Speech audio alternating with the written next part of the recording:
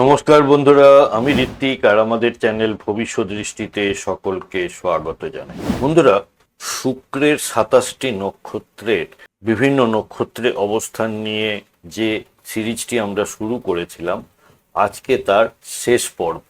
আর আমরা আলোচনা করব মূলা থেকে রেবতী এই 9টি নক্ষত্রে শুক্রদেবের অবস্থান এবং তার ফলাফল।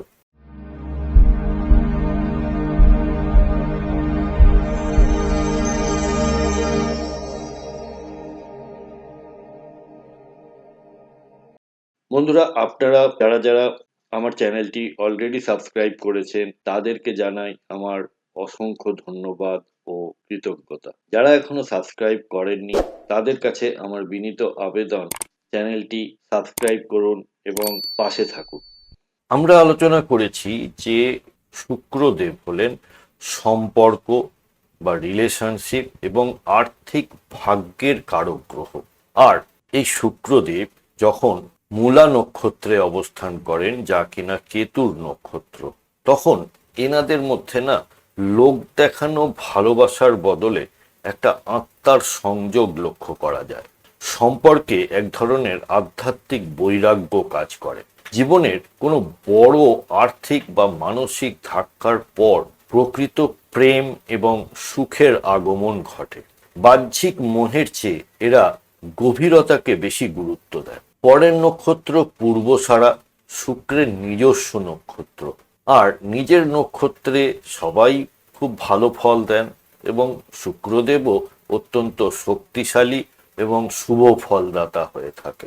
জাতক বা জাতিকা আকর্ষণীয় ব্যক্তিত্ব, বিলাসী এবং শিল্পকলায় দারুণ পারদর্শী হয়ে থাকে।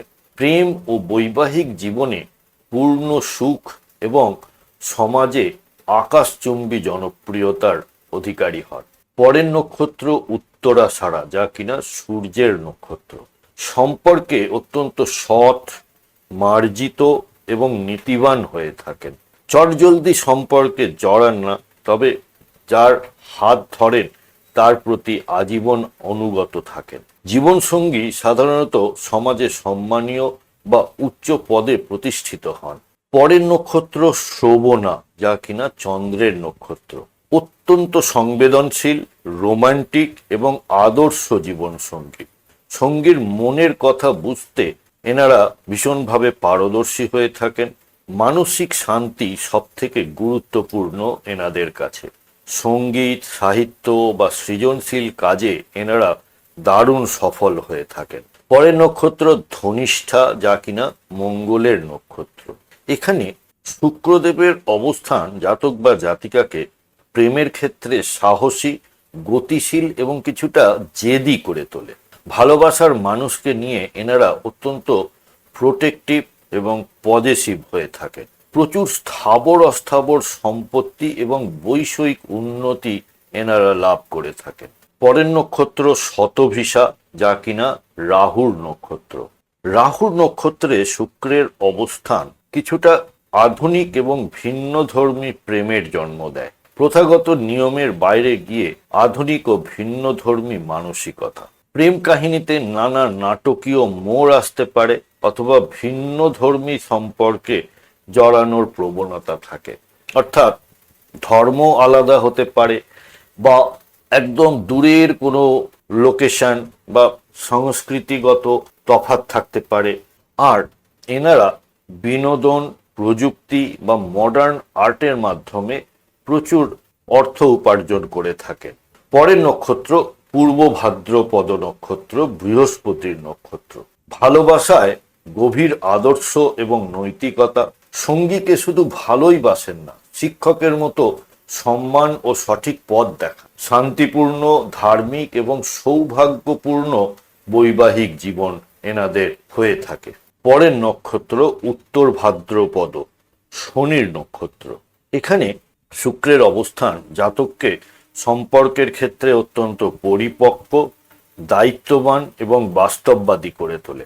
সাময়িক আকর্ষণের বদলে মজবুত সম্পর্কের ভিত্তি গড়তেই এনারা পছন্দ করে। ধীর স্থিরভাবে জীবনে বৈবাহিক সুখ ও স্থায়ী সম্পদ এনারা লাভ করে থাকেন।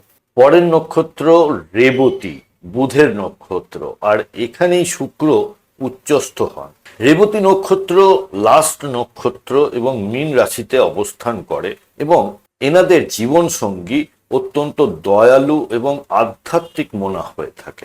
এদের মধ্যে যে প্রেম থাকে তার মধ্যে চাওয়া পাওয়া বা দেনা পাওনা ব্যাপারটা কম থাকে।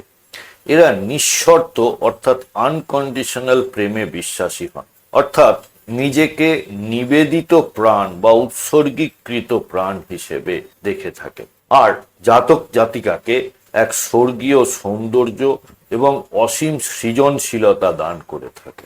বন্ধুরা, আমাদের এই ডিসকাশনে কোনো পার্টিকুলার চার্ট ধরে বা গ্রহের অবস্থান ধরে কিন্তু কোনো কথা বলা হচ্ছে না। আপনার কোনো হাউসে যদি সমস্যায় থাকে বা জীবনে কোনো ধরনের সমস্যার সম্মুখীন হন, তাহলে আপনারা ভবিষ্যৎ দৃষ্টির সাথে যোগাযোগ করতে পারেন এবং আমাদের কাছ থেকে আপনারা কনসালটেশন নিতে পারেন। আপনাদের ন্যাটাল চার্ট বা গ্রহগত অবস্থান জন্মকালীন, তার সাথে দশা অন্তর্দশা এবং আগামী দিনের যে ট্রানজিট এবং তার প্রভাব, এই সব মিলিয়ে আপনারা একটি রেজাল্ট বা সলিউশন আমাদের থেকে পেতে পারেন। কন্ট্যাক্ট নাম্বার এবং ওয়েবসাইট এবং চেম্বারের অ্যাড্রেস সবই দেওয়া হলো, আপনারা সময় মতো যোগাযোগ করতে পারেন।